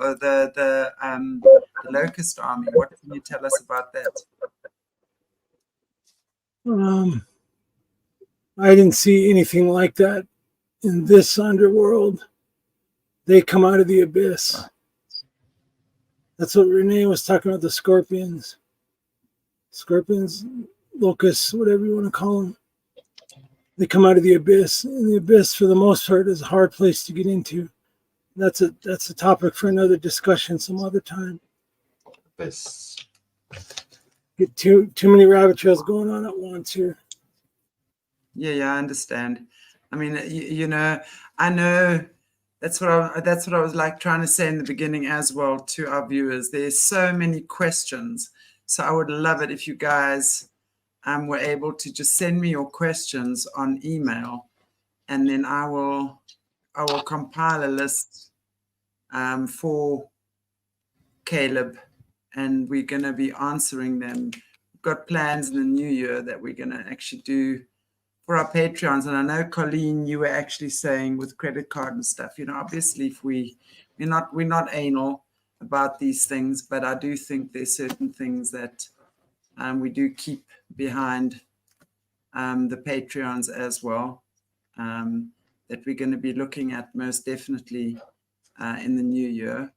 So, yeah, I think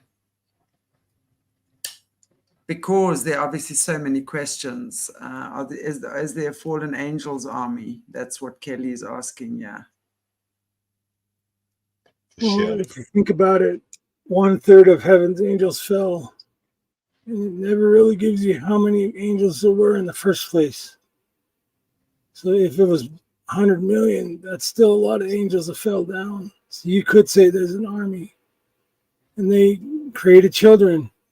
Those children, it wasn't just one child per angel. I'm sure there's hundreds of thousands per angel. Because again, we don't know the time span from the time of the fall of the angels until the flood. We don't know that time span. I know that it's a lot bigger than what people think.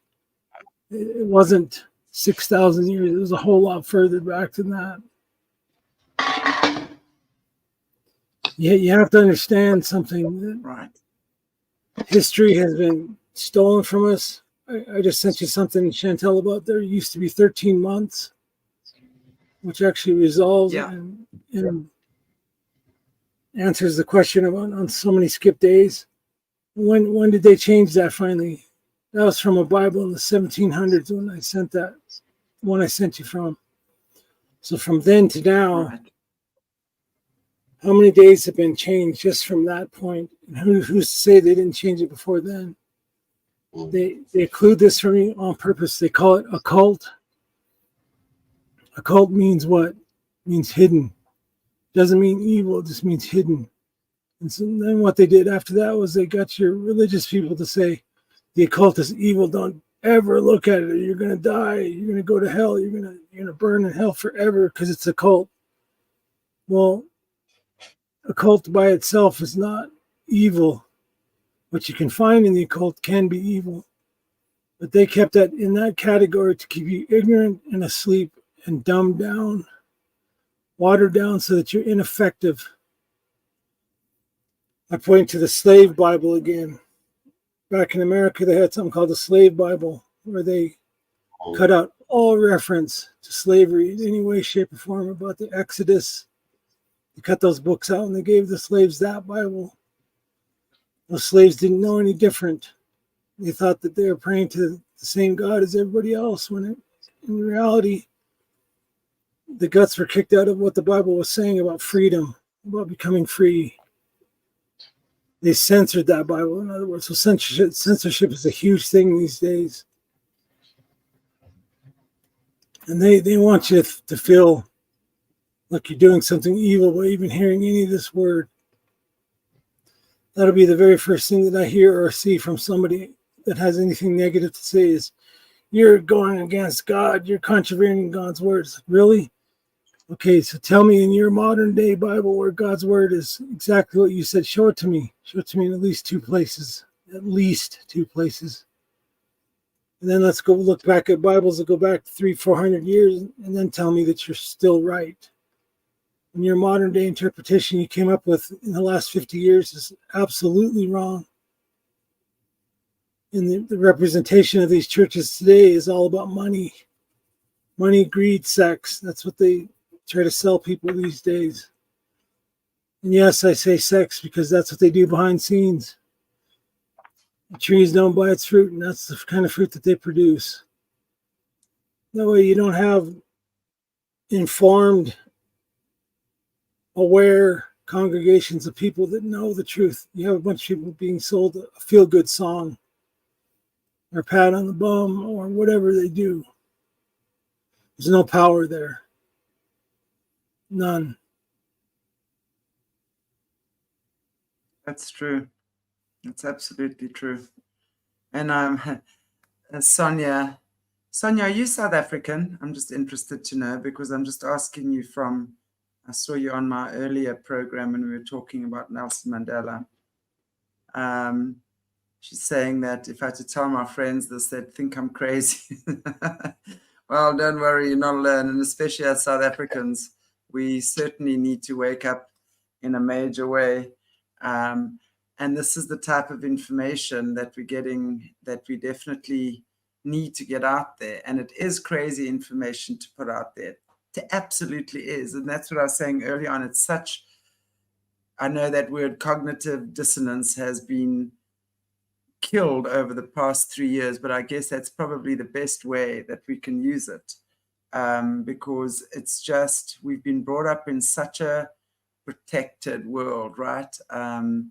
As we say, all of this stuff is fairy tales, but now we're realizing more and more that it's most certainly not fairy tales, right? It's the truth. And when we know what we're dealing with, we understand what we need to do. And it really is faith, and it's understanding our connection, right, to God, and understanding that when we are, as you say, saved, redeemed, then we do have what it takes to protect ourselves. We don't need to be fighting with giant-sized weapons, right? Is that what you're saying? Yeah. Right. God said one of us would put 10,000 to flight. Imagine what 2 could do. Imagine what 1,000 of us could do. Exactly. When we all come into the reality that this really isn't our fight in the first place. All we have to do is stand in faith. And God does the fighting for us. This is his battle. And that's what the world is trying to tell you, that it's your battle. You have to fight it by yourself. You have to suffer through depression. You have to feel alone. You have to feel broke. You have to feel broken. That's not true. You're on the right side of this fight if you accepted the gift that his son's sacrifice gave us, and you're covered in that blood. Once you've done that, everything else is pie and ice cream as far as I'm concerned. It's part of the potluck that we'll be having at the end. Yes, it's going to hurt. We're going to suffer. We're going to go through some severe attacks. We're going to feel like giving up. Some of us are going to get sick. Some are going to die. That's a sad but true fact. But remember, you're in a fight. You're in a battle. And the main part of your battle is to hold that shield of faith, swing that sword of truth, wear that helmet of salvation, breastplate of righteousness. Wear that armor the way that you know how to. And people like myself and others, trust me, I'm not the one that's going to tell you the perfect side of every truth. But I'm going to try to point it to you as best I can. I'm not afraid of these things. I'm not afraid to die. I'm not afraid to face them head on when it comes time for it. So when the day comes that you do see these things come up out of the ground, because you will see that, you'll know what to do and what to say, and you won't be afraid. It's the very first thing God tells you whenever you come into contact with him is, don't be afraid. Right. Exactly. I mean, I think, what you've been saying, and what I really love as well, is that we're a team. And I think it's so comforting for us. I mean, we know that you've been leading hundreds of soldiers in some of your missions, in these crazy experiences. And that's all I'm just going to put it down to.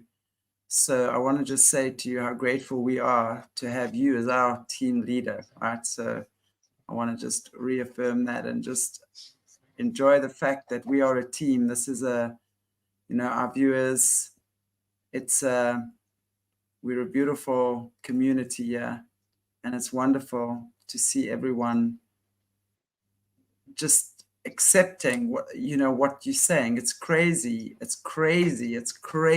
when you first think about it, right? And we've got to digest these things, and I know that's why you give it to us in bite-sized chunks, literally.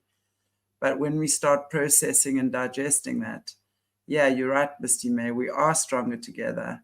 We can work together, right? Well, I'm not one to ever want to say I'm the powerful, fearless leader. Follow me. In a way, I accepted that mantle long ago. The people that I led into battle always knew I was right there with them. No way in hell I was going to leave them behind. Nothing. I was going to fight for them as best I could, where I could, while at the same time fighting my own battle to survive. And it's one thing to hear somebody saying that, but it's quite another to do it yourself. To stand up without any fear and say, well, I'm not going to say what I would say, but let's go F the effing effers that are about to F us. Use your imagination as to the words. That's what I tell my boys. So let's go out and F these effing effers that are about to F us. That's one of the most inspiring things I ever heard. And it ignites some kind of defiance in people when they hear that word. But it's more than just leadership. It's also stewardship. And I haven't been the best steward in my life. I sure wasn't the best husband. It's about husbandry. It's about all these things. So at the same time, know this very much so. I'm learning with you guys. I'm standing with you. I suffer too. I go through an awful lot myself, but I'm still here. There's a good song called The Sound of Surviving. I don't know if you guys have heard that from Nicole Nordman, but listen to that song. That song is perfect for this. This is not the hill I'm going to die on. I'm still here. I'm full of bullet holes, but I'm still here. It's a beautiful song too. Who's the singer? Nicole Nordman. Nicole Nordman. Can you post that, Morné, please? Nord So, The Sound of Surviving. MANN. Nicole Lord. Nord with an N. Nord. Nicole Nordman. Nord. Nordmann. Yeah. Nordman. Sound of Surviving. Sound of Surviving. Sound of Surviving. Right. Listen to that song and you'll know exactly my story for sure. You'll hear it every time you hear me. That was given to me 4 years ago by somebody that went through something themselves. It inspired me to keep pushing through and keep pushing on. I'm not trying to pull anybody's covers off, so that's why I'm not saying a name. But Nicole Nordman. Nord, N-O-R-D. Well, Joyful Janine has just put it up. That's the name, and that's Nicole Nordman, and it's The Sound of Surviving. So Right. that's the song that Caleb is suggesting that we listen to. And of course, I'm always going to stick with a one day a week fasting. Right? I got to tell you, this fasting,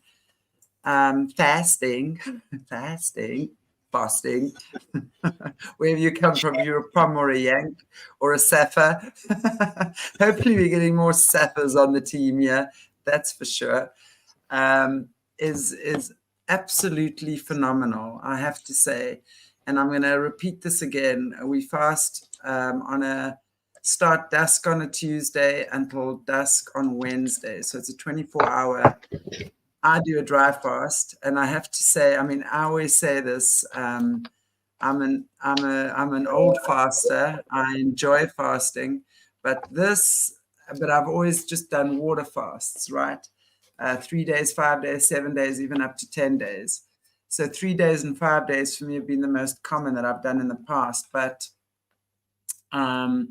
since I've been doing just the 1 day dry fast, I've got to tell you, it takes things to a whole another level.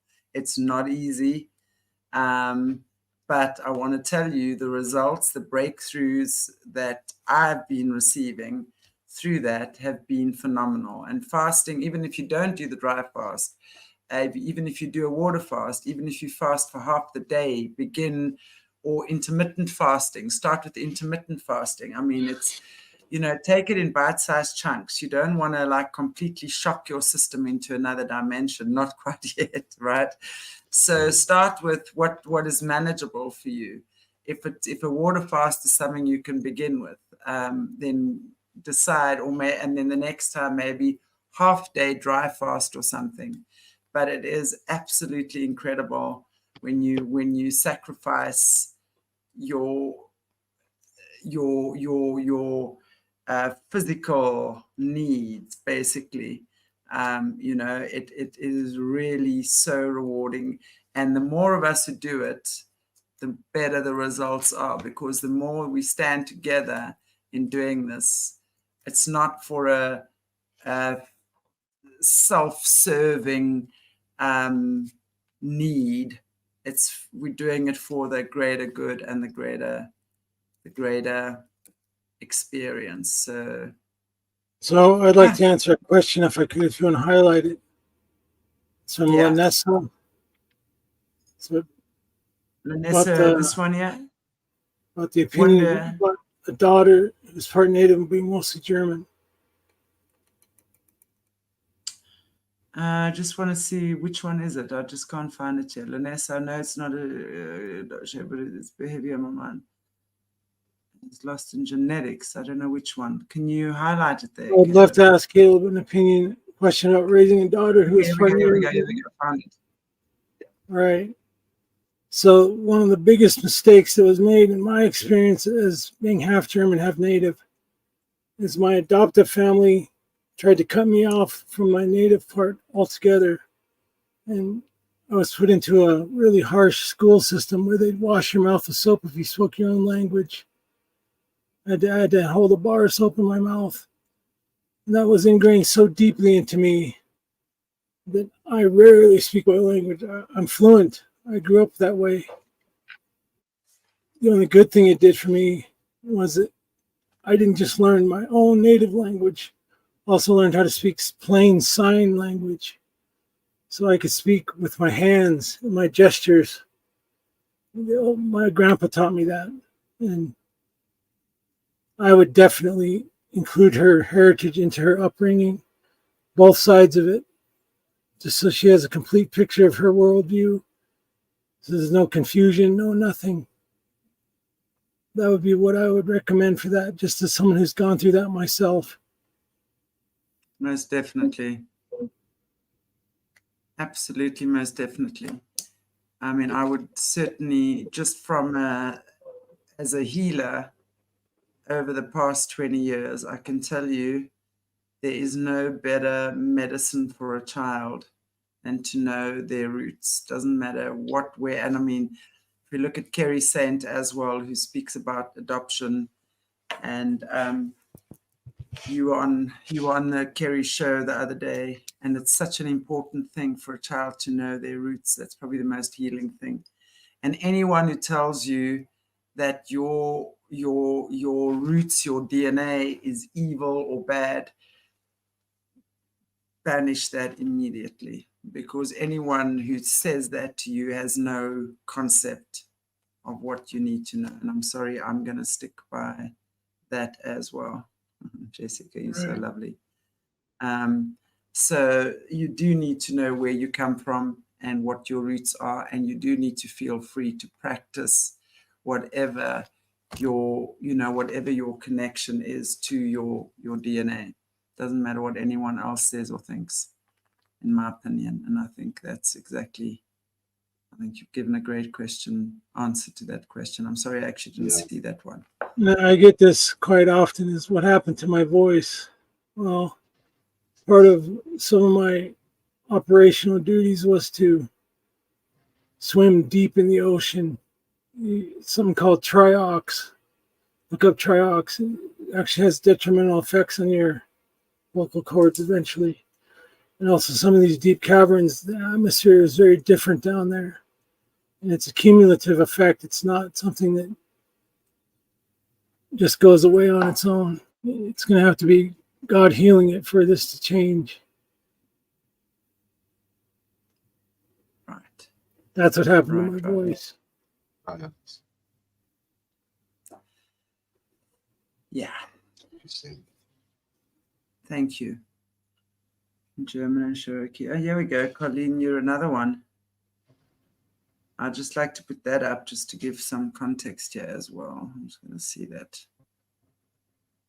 Right. That's sad, just because there's a lot of kids, not just natives, but kids in general that, okay, I won't say kids, I'll say children in general, who don't know their heritage. They don't know where they're from. That's why you see them falling into gangs. So you see them falling into this darkness, this magic. They don't have a sense of belonging to anything. I'm not saying be proud of yourself. I'm just saying a heritage is something to hold on to, something to talk about. It's something that sets you apart. And if you can be set apart by anything, makes you unique. You're not just one face in the crowd that's suffering. And it always makes me sad when people say that, because that was what was done to me too. Although my advantage was I had a very strong connection to a very stubborn people. I'll tell you that the name of my tribe is called the Northern Cheyenne. Very, very strong people. Not many of us left. And I'm so glad that I know that tradition. I know the seasons that they have. They have 13 seasons, 13 months. I know the songs. I know the dance. I know what the clothing means. My grandfather gave me all that stuff. And I was just a little boy when I learned it. I'm so glad that I did. It took me on my own volition years later to learn German tradition, to learn the ways of those people. And it was astounding how similar they are. You know, just how closely together they walk. So it's amazing. And I just on that note, my granddaughter is mixed race. She's obviously half white and half Sepedi, which is one of the African tribes up north. And it's just incredible that as she's gotten older, she obviously has much stronger, her mom and my son are not together anymore. So she has a lot stronger connection to her African heritage, but I have a very, very strong relationship with her. And when she comes to visit, we start speaking. She's all nervous because her and her African friends will laugh about the Karens. So she says to me, Granny, are you a Karen, but you're not a real Karen? I go, no, baby, I'm not a Karen, right? So it's so funny because to talk about that, and then I was giving her bloodlines, from the white side of her family, and she was amazed, and it just did her so much good just to be able to talk and understand that she has French in her, because my mother's got strong German and strong French. That's my mom's, and Scottish. Those are the three main bloodlines on my mom's side, right? And it just gave her so much knowledge to understand what the other side of who she is about. So that for me, and just in that way, it's really rewarding to see how when a child knows where she comes from or he comes from, that is so important, and to be able to celebrate your culture. And I think especially you, Caleb, with your Native American, as you say, your tribe is a very strong warrior tribe. And there's not many of you guys left, and you've got such strong traditions. And I know, I know from obviously just understanding a little bit of your history, American history, that is, and understanding obviously how the Native American people are still suppressed in so many ways there. It makes such a big difference to be able to celebrate that culture, right? Right. Yeah, I'm not trying to encourage anybody to be proud of themselves or anything like that. It is one thing to have some kind of heritage, Like what I've learned in my German side is Germans are tribal too. So if you say, well, I'm part German, one of the very first things I'd ever ask you is what tribe. I guarantee you most people don't know. My German tribe is the Mannimarco tribe. You come from Prussia. So I know both sides very well, actually. And yeah. Somebody asked if I ever found my biological family. I did. My dad kidnapped me when I was 7, 8 years old, which wasn't a bad thing. It was a good thing. And I met my mother when I was 13, sort of. She didn't accept me until I started to have a bank account, for lack of a nicer way to say it to her about anything. Wow, that's interesting. Wow. Well, at least and that's the thing. You haven't idealized anything. It's kind of like you understand it and you see it for what it is, but at least I think a lot of people who don't know, either keep wondering or they might even choose to ignore it, but at least they have the choice, right? They do. I do. So I speak Boerish and I speak High German. So yeah. Wow. I don't ever tell anybody these things so that when they talk about me behind my back, I know what they're saying. I got really good at that when I was on the reservation. The flip side to that coin of having dual heritage is both sides hated me equally for the most part. So I got it from both sides of it. Wow. Must say it's quite nice actually being in a foreign country. When I was in Dubai, when I was in Middle East, I was at a shopping center in a shop somewhere, and I heard these people speaking Afrikaans. But this woman was yelling and swearing at her kids, like so bad, in the shop. So I just nicely told her in Afrikaans to behave herself and not let the country down. So that quickly closed the mouth and the swearing. But anyway, Right. Very interesting. I had reason to go back to my reservation to do some paperwork not all that long ago, about 7 years ago, and walked into a gymnasium full of people. My head shaved. I'm a very muscular, big guy, and they're all like, "Who is that guy?" They're all talking in Cheyenne. And who is this? Who is this individual? Who does he think he is coming in here? This white guy, they said. It's Vehot. They call white people Vehot or spiders. That's what they call white people. And I got all the way to the front of the line, and I said back to them, "Who are you calling a spider?" I said that in Cheyenne. And immediately they shut up because they knew that I'd heard everything they said for the last 20 minutes. Exactly. Love that. Exactly. That's very interesting. Wow. Oh, wonderful. I'm loving actually these conversations about, German. Yeah, I must say my mom is strong German bloodlines, but yeah, it's South Africa. You'd be surprised how much Afrikaans I can understand just because I do speak German. Yeah, that's similar. Yeah, Afrikaans is It's like Dutch. Yeah, you can. Dutch. Yeah. Yes, it's true. If you can speak obviously Dutch, I mean, Dutch is our forefathers. Afrikaans is the language that comes from the Dutch and the German. But funny, Flemish.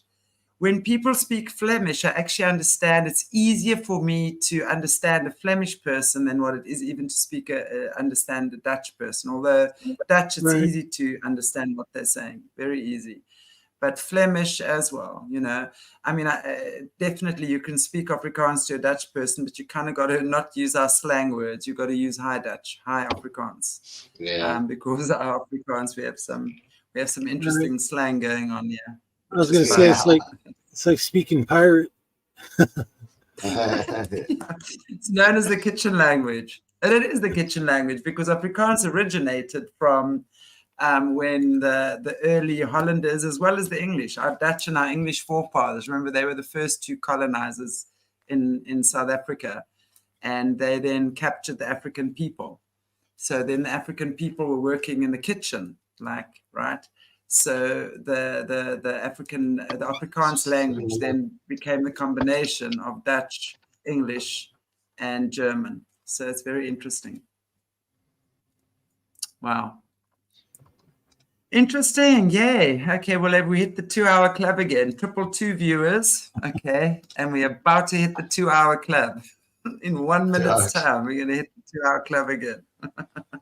Which is very interesting. I will say, I would definitely like to speak a little bit more about what we say we're going to speak about. So I'll try to focus on that more in the future. Every time I say anything, it just opens up a can of worms. I hope you guys understand that. Yeah. We've got lots of worms that need to be opened. Lots of cans need to be opened.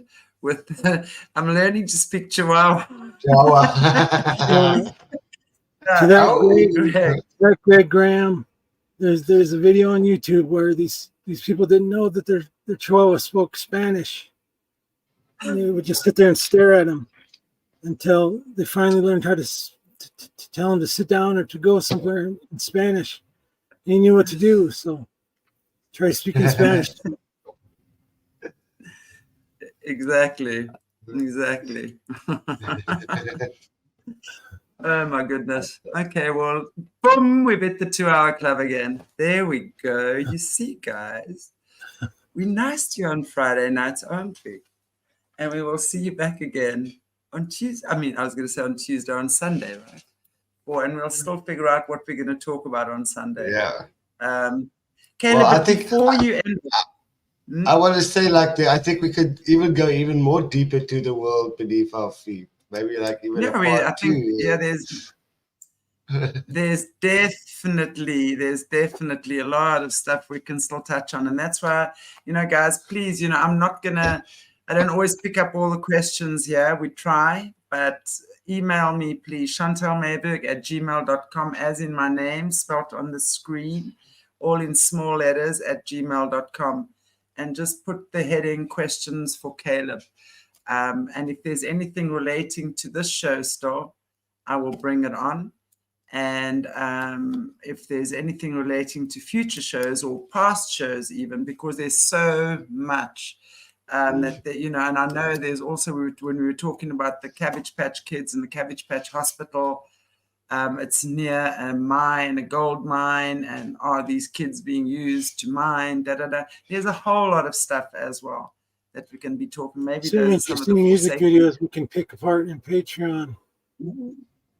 Definitely, yeah. That's what we're going to be doing as well, by the way, guys. I mean, from the beginning when I was speaking to Caleb, he wasn't very vocal, I must just tell you, right? What you're hearing now, you're very lucky. But he would speak often in music. So he would send me music videos and he would help me. In fact, I would look at this and I'd go, hang on, what am I looking at here? And after about the 10th time of watching a music video, I would then go, okay, cool, this. And I'd go, that. And then he would take me, make me see things that I didn't even begin to think that was part of it. But that's what and we can't do it on the public platforms because we get knocked for copyright. So we have to go do that behind in Patreon and stuff like that. So but we will talk to you about it. We want to obviously make it as easy and as accessible for everyone. You guys know on this channel, that's what we do. But speaking about which, guys, we're doing that on this channel, we support the veterans as well. Amongst others, Caleb is one of the veterans that we support. So I would really like to reach out to you, please, and ask you again, if there's any way that you can support our veterans. We would really, really appreciate that. And I'm going to ask you also to put it into my PayPal or buy a coffee. Morné, if you could maybe just put my PayPal address in there. So if any of you guys would be willing to support our veterans, you can do it to my PayPal or to buy a coffee. Really, really appreciate that. Thank you so much. And Greg, it's what you're saying here as well. Caleb is a college professor and we are kindergartens. And that's so funny because when I was to speak to him in the beginning, I'm going to say, okay, see me, because I have no military background, right? Or anything like that. I'm just a farm kid from the Karoo in South Africa who has a passion to see things change and who just wants to see healing in the world, right?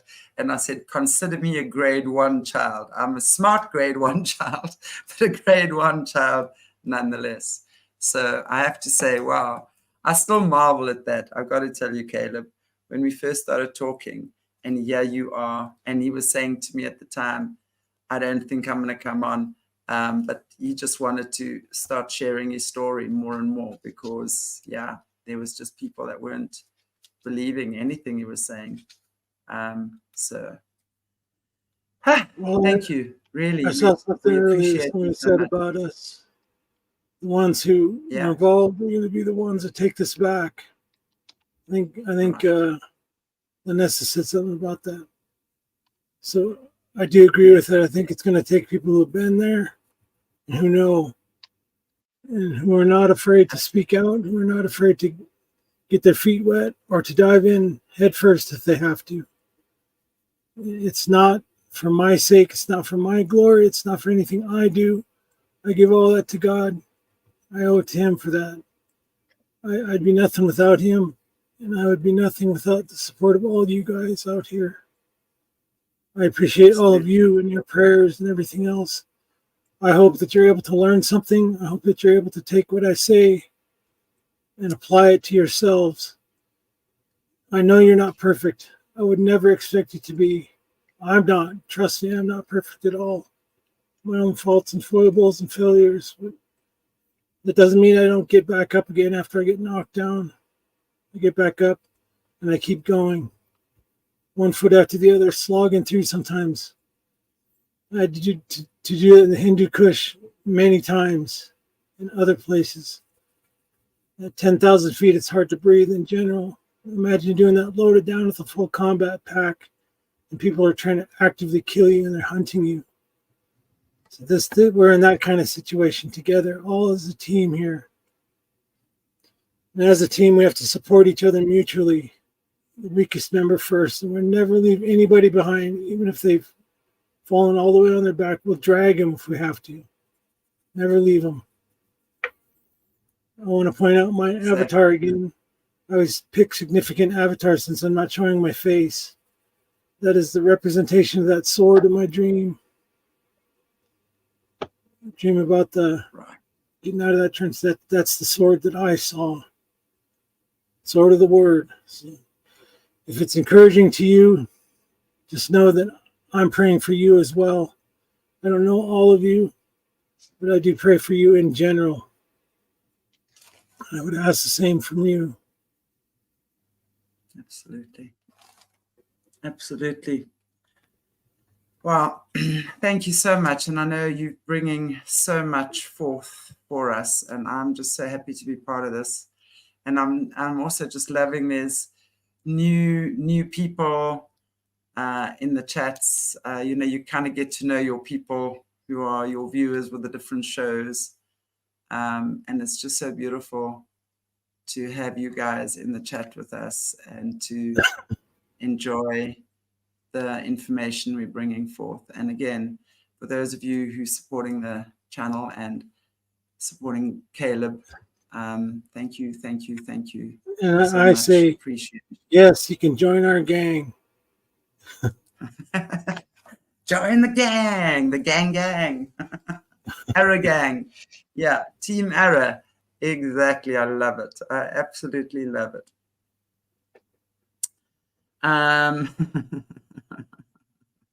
Here we go again with the yoga questions. Love you all. Okay, guys, take it easy. Have a beautiful week. We shall see you back again on Sunday. Yes, Great. and we're going to just ask you to pray end for us in prayer. But before we do, is there anything else you just maybe want to end off with, Caleb? It pays to keep your ear to the ground and listen and look, watch, pay attention. I'm not saying watch the news to watch the news. Just look for the little clues that they give out there. Ask for discernment. Ask for protection. And just remember you're loved and you're covered by Jesus' blood if you've accepted that gift. If you haven't, you probably should. Indeed. Cool. Just to answer Laura Watkins' question on Sunday, what time on Sunday? It'll be, it's either 7 p.m. or 8 p.m. South African time. So you can end for a pray for us, please, Caleb. All right. Heavenly Father, I thank you again for this amazing gathering of people. They don't even see my face. That's good because they don't need to. They see your face. I'm just reflecting the glory that saved me. I'm being faithful to the call you put on my life. And I survived for such a time as this. And I thank you so much that you preserved me to be able to speak these things to these people. They're precious in your sight. They are your gifts. They're your children. I ask that you bless them. I ask that you give them insight, give them wisdom, give them understanding, take away their fears, and prevent their enemies from attacking them so openly. I ask that you give them strength to stand when the time comes to stand. Give them a voice to speak when the time comes to speak. I just ask that you bless them financially, spiritually, with their health, everything. I ask that you continue to give me strength, give these hosts strength, give us all the strength that we need. Let us rest in your arms as you carry us across that sandy beach. Our feet aren't even getting wet. When it's time to get our feet wet, just give us the strength to do that too. I ask all these things and your protection in Jesus' name. Amen. Amen. Amen. Amen. Thank you so much. Beautiful. Thank you. And thank you so much. Sonia, it's nice to see you, but you said you're from Cape Town. So it's to see some South Africans here. And really, I'm just asking you to share this amongst your friends because we South Africans need to wake the F up, especially when we see what's happening in our country at the moment. NASA being here, the Western Cape has been sold and used as collateral to the Bezos Foundation. And they're tracking whatever it is they're tracking. The Western Cape is where we live, Cape Town. I'm down on the Garden Route. Lots of crazy things happening at the moment as well. So God bless you all. Have a beautiful, beautiful, beautiful evening, morning, afternoon, wherever in the world you are. And I always appreciate you guys for joining us. And yeah, take good care. Love you all. Bye-bye. Bye.